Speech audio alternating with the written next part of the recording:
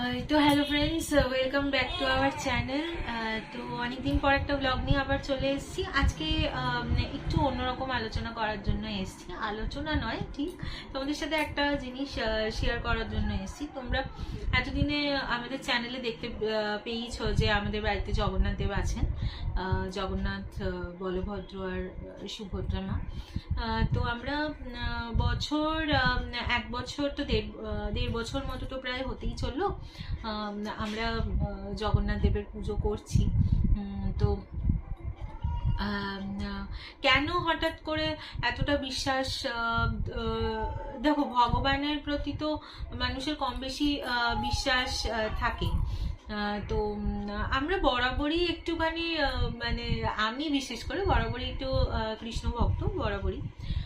তো আজকে আজকে কেন এই ধরনের এইসব কথাগুলো বলছি, তার একটাই কারণ হচ্ছে সামনে দোল। আর এখন মাঝের মধ্যেই আমি তোমাদের সামনে কয়েকটা জগন্নাথ লীলার কিছু কাহিনী তোমাদের সামনে নিয়ে আসবো। অনেক ভিউয়ার্সরা বলেছে, তারা শুনতে চেয়েছে আর কি। তো কিছু কিছু জিনিস কারোর সাথে ঘটেছে এরকমও আমার জানা আছে।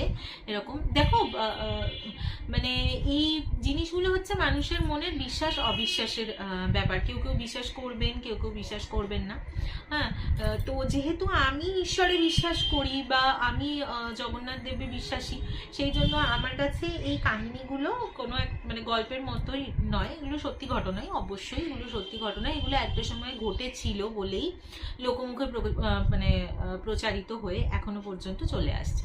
তো তারই একটা ছোট্ট ঘটনা আমি তোমাদের সাথে আজকে শেয়ার করব। ভালো লাগলে অবশ্যই কিন্তু কমেন্টের মাধ্যমে জানাতে তোমরা ভুলবে না। তো একটা ঘটনা আমি তোমাদের সাথে শেয়ার করছি, সেটা হচ্ছে ওড়িশার একটা একটা গ্রামে। আমি যতটা জানি বা যেটা শুনেছি সেটাই তোমাদের সাথে শেয়ার করছি।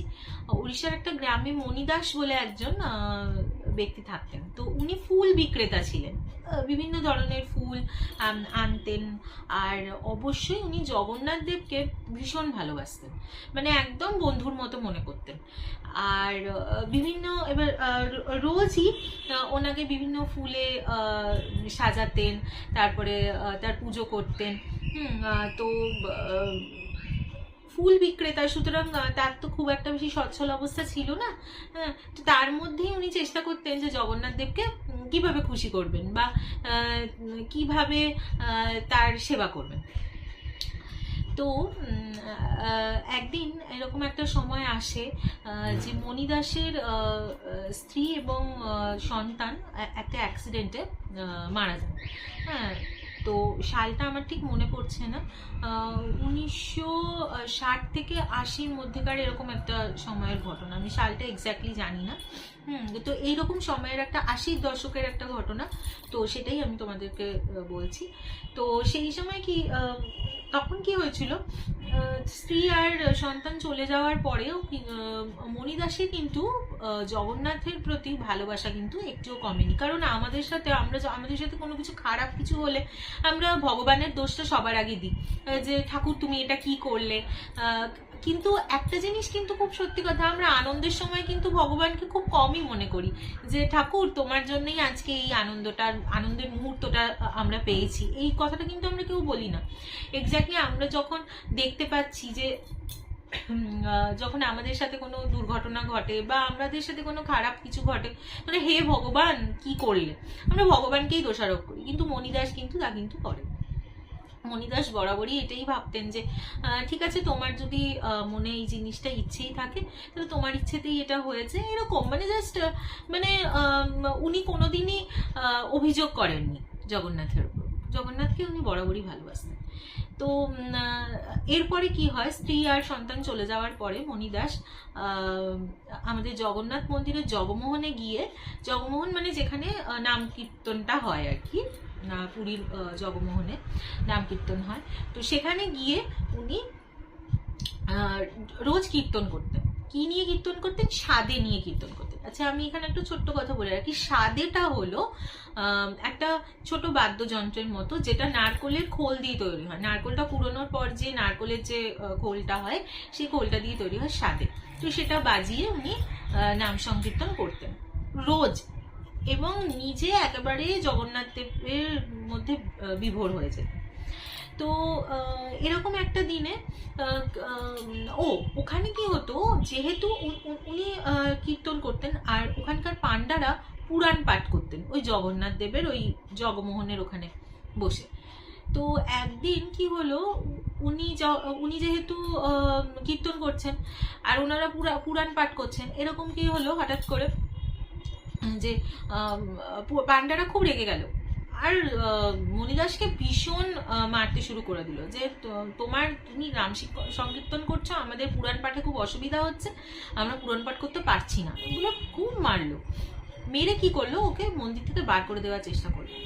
সেদিন মণিদাস ভীষণ রেগে গেল, ভীষণ অভিমান হলো তার জগন্নাথ দেবের প্রতি। উনি বললেন যে এতদিন আমি তোমার প্রতি কোনো রকম অভিযোগ করিনি, কোনো দিন কোনো কিছু বলিনি, কারণ তুমি আমার স্ত্রী সন্তান চলে যাওয়ার পরেও আমি তোমার প্রতি কোনো অভিযোগ জানাইনি। কিন্তু আজকে যখন তোমার সামনে ওরা আমাকে এভাবে প্রহার করলো, তুমি তখন ওদেরকে কিচ্ছু বলতে পারলে না, আমি আর কোনোদিন তোমার এখানে আসবো না বলে ওই সাদেটা ছুঁড়ে ফেলে দিয়ে চলে এলো। তো এরকম ঘটনাটা ঘটার পরে তো সেখানে পুরাণ পাঠটাও ন্যাচারালি বন্ধ ছিল। তো সেদিনকে জগন্নাথ দেব ভোগ গ্রহণই করলেন না, এবং রাজাকে উনি স্বপ্ন দিলেন যে মণিদাসকে আমার মন্দিরে প্রহার করা হলো, তুমি সেখানে কিচ্ছু করতে পারলে না, আর মণিদাস হচ্ছে আমার সন্তানের মতো, আর মণিদাসের নাম সংকীর্তন আমার শুনতে খুবই ভালো লাগে, ও রোজ এখানে আসে নাম সংকীর্তন করার জন্য। তুমি তোমার পান্ডারা তাকে এত প্রহার করলো, তুমি সেখানে কিচ্ছু করতে পারলে না, আর তুমি এই মুহূর্তেই মণিদাসকে সসম্মানে আমার মন্দিরে নিয়ে আসবে, এবং সে সেখানে যেরকম ভাবে নাম সংকীর্তন করে, সে রোজ সেখানে যেন নাম সংকীর্তন করে, এটা আমার আদেশ বলে রাজাকে উনি স্বপ্ন দিলেন। তো অন্যদিকে মণিদাসের কাছে জগন্নাথ দেব গেলেন, এবং ওই স্বপ্নের মধ্যে জগন্নাথ দেব বললেন যে তুমি কাঁদছো কেন, তুমি না খেয়ে এভাবে রয়েছো, তুমি জানো আমিও ভোগ গ্রহণ করিনি, তুমি এভাবে কেঁদো না, তুমি তো আমার একনিষ্ঠ ভক্ত, আর তুমি যেরকম আমাকে ভালোবাসো, আমিও কিন্তু তোমাকে খুবই ভালোবাসি, আর তুমি ছাড়া, তোমার নাম সংকীর্তন ছাড়া আমার তো দিনই শুরু হয় না, হ্যাঁ, আর তুমি না গেলে আমি কি করে তোমাকে না দেখে কি করে থাকবো, মানে ভগবানের সাথে ভক্তের একটা যেভাবে ভালোবাসা, যেভাবে টান। আর তখন বলছে তুমি ওঠো, তুমি কেঁদো না, তুমি ওঠো। এবার হঠাৎ করে মণিদাসের ঘুমটা ভেঙে যায়, এবং তখন সে দেখতে পায় যে তার চোখের সামনে অনেক ধরনের খাবার সাজানো রয়েছে, এবং সেই যে সাদেটা সে ছুঁড়ে ফেলে দিয়ে এসেছিল সেটা সযত্নে তার পায়ের সামনে রাখা, এবং সেখানে জগন্নাথ দেব ছিলেন না। তো তারপর থেকে আরেকটা কথা যেটা আমি বলতে ভুলে গেছি, তো জগন্নাথ দেব রাজাকে এই আদেশটাও দিয়েছিলেন যে ওই জগমোহনে যেন রোজ মণিদাসের নাম সংকীর্তন হয়, আর পান্ডারা যেন মা লক্ষ্মীর মন্দিরে গিয়ে পুরাণ পাঠ করেন। তো এখনো পর্যন্ত সেই জিনিসটাই প্রচলিত আছে, জগমোহনে জগন্নাথ দেবের নাম সংকীর্তন হয় আর লক্ষ্মী দেবীর মন্দিরের সামনে পুরাণ পাঠ করা হয়। তো এই ছিল মণিদাস ভক্তের কথা। তো এই গল্পটা মানে খুব ভালো লাগে আমার, মানে আমি যতবারই শুনেছি আমার খুব ভালো লাগে। তোমাদের সাথে তোমরা অনেকেই জানো না, কারণ সবাই তো এইসব বিষয়ে চর্চা করে না। তো আমার ভগবানের এই ধরনের গল্প শুনতে খুব ভালো লাগে, জানতে খুব ভালো লাগে। আর তো সামনে তো দোল পূর্ণিমা, তো এই মান্থে আমি অনেকগুলো জগন্নাথ লীলা, কৃষ্ণলীলার কাহিনী তোমাদের সামনে নিয়ে আসবো। তোমাদের যদি এই ভিডিওটা খুব ভালো লেগে থাকে তাহলে অবশ্যই লাইক, কমেন্ট করবে। আর তো সবসময় তোমাদের সামনে আমি আসতে পারি না, কারণ আমার একটা ছোট্ট বাচ্চা আছে, তোমরা সবাই জানো, কারণ ওকে নিয়ে ভিডিও করাটা খুব মুশকিল, এত ছটপট করে, এত চঞ্চল, একভাবে ভিডিও করতে পারি না। যাই হোক, যখন সময় পাবো তোমাদের সামনে চলে আসবো। আর এই জগন্নাথ লীলার কাহিনীটা তোমাদেরকে কেমন লাগলো অবশ্যই কিন্তু কমেন্টের মাধ্যমে জানাতে ভুলো না।